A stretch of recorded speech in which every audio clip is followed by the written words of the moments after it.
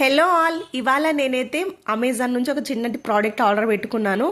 Morning అయితే ఉబ్బుతుందనమాట night పడుకునేసరికి.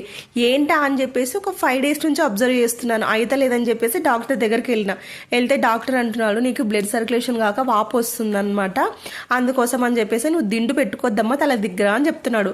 అయ్యో sir, నాకు తల దిండు లేకపోతే నిద్ర రాదు కదా సార్ అని చెప్తే, ఇట్లా మెత్తగా స్పాంజ్ లాగా ఉంటాయి కదా అట్లాంటివి పెట్టుకోమ్మా అని చెప్పేస్తే మేము అమెజాన్లో సెర్చ్ చేసాం అనమాట.